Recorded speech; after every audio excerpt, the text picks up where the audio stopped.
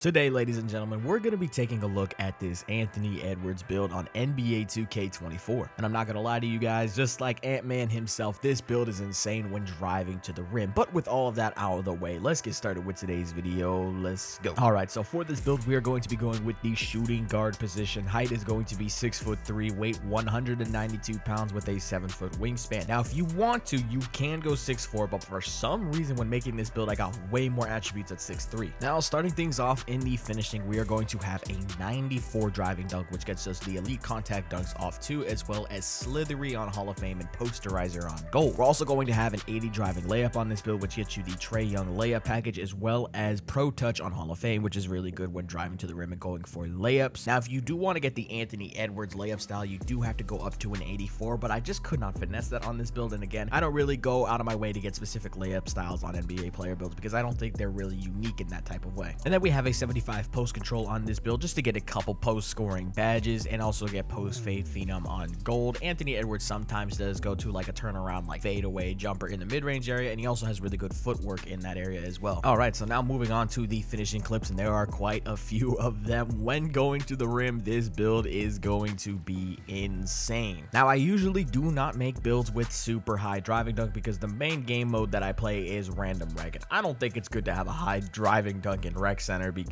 a lot of times you're going to be playing with inside centers, and then if you're unlucky, you're going to be playing with 2 inside centers, so it's going to be almost impossible to get to the paint. You're going to have to force up shots in the mid-range area anyways, so I always just usually make pure sharps, post scores that could just work in that mid-range area. But you're seeing right here, Anthony Edwards is getting up to that rim, baby. Look at this. God finishing take and just drive straight down to the paint and go for the windmill dunk right there. Now, in a lot of these games, as you can see, I have 2-3 people setting me screens, and I'm still trying to get to that rim and dunk. And I'm not going to lie, there were some games where I was miserable on this build because all I had to do was get finishing clips and I couldn't. But look at that right there. The contact dunks, those are really good on this build as well. I will say one thing about this build, having the mid-range and a decent three-pointer on this build does make it a lot easier to play in random rec with. I still want to give a big recommendation that you usually want to play with this build when you're playing with friends. It's just a whole lot easier to really take advantage of the full potential of this build when you have teammates that can space out the floor. And when you're playing random rec, it's just not a common thing. You're either going to get paired with people that are just straight up inside bigs, or you're going to get paired up with people that cannot shoot open catch and shoot shots, and you're just going to be screwed either way. I would say that this build would be a lot better in last year's game in random rec because last year's game mechanics were very different with the dunk meter. If there were people in the paint, it just made your meter just a little bit smaller, not completely tiny like it does in this year's game. So I will say that's the one thing with this build, is that it's realistically the dunk meter just being different in this year's game that makes it very hard to use this build and finish at the rim in random rec.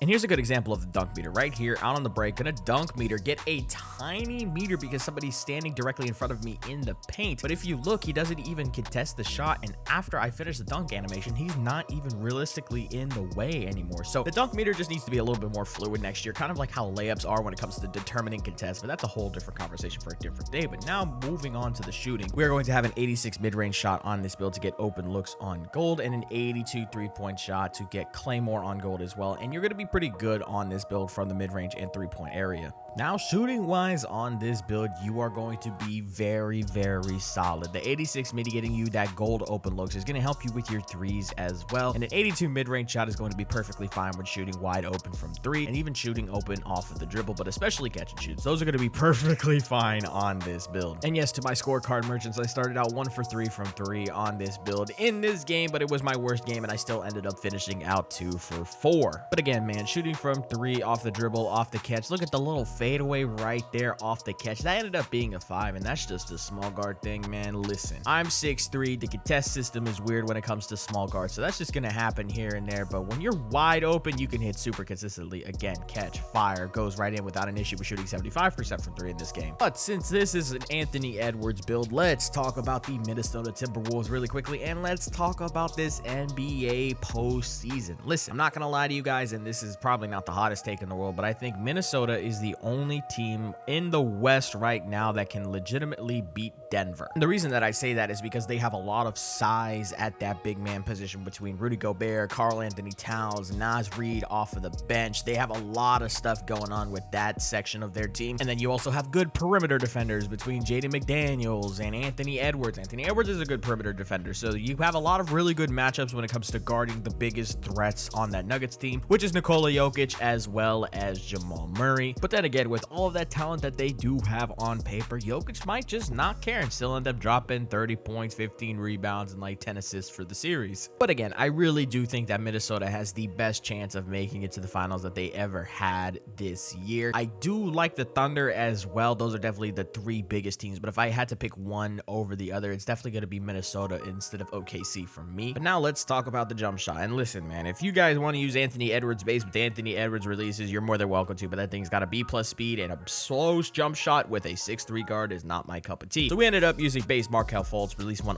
Oscar Robertson, release 2 Steph Curry. You see the blends, you see the speed. This is definitely going to be the best jump shot you could use for this build if you do not have Patty Mills. And now moving on to the playmaking, we have a 75 pass accuracy, an 86 ball handle, which gets you the Kemba Walker escape, and a 75 speed with ball, so we get things like silver speed booster on this build. Now the playmaking is going to be perfectly fine on this build. Everybody knows nowadays what I think about 75 pass accuracy. It is serviceable in a lot of casual modes. You really don't need to go a whole lot higher than 75, unless if you're playing really competitive game modes like Pro-Am 5v5, then sure, you probably should have higher pass accuracy, probably 89 for the Halliburton pass style. But in this situation where we're again just using this build in a lot of casual modes, 75 is going to be perfectly fine. Now when it comes to the whole speed with ball thing on this build, and this has definitely been a conversation a lot recently thanks to GB3, but listen, man, I wanted to put speed with ball on this build simply because this is a build, this is a 2-guard that's going to be bringing the ball up the court a whole lot, and I do like having speed with ball when I'm trying to bring the ball up the court. You don't necessarily need it, but Anthony Edwards is somebody who is a very fast type of guy, so I still wanted to have speed with ball on this build just so I could get up and down the court very fast, just like Ant. But if I was making any other type of build, especially a Luka Doncic build that might be coming out very soon, that thing is not going to have speed with ball. But yeah, no, again, playmaking wise, this build is going to be totally fine. And then taking a look at the animations I was using on this build, here they are right there. Now I don't know if some of the Anthony Edwards animations are locked behind a starter 3 rep level or what,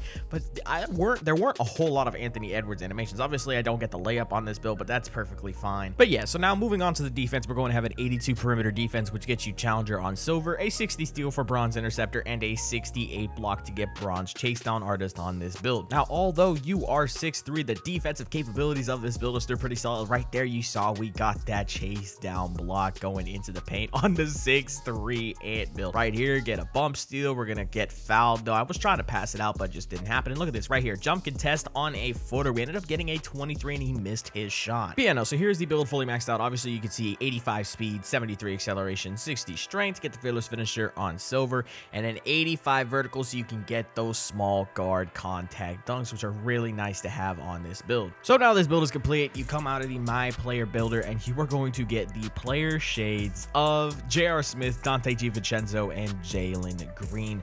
And you're going to get the build name, yeah, 3-level threat. I couldn't get a better build name, but hey man, this is the Anthony Edwards build. Hope you guys enjoyed. I'm gonna keep this build for sure. Definitely do a Dwayne Wade video with it in the future, but hey, that's it, man. Peace.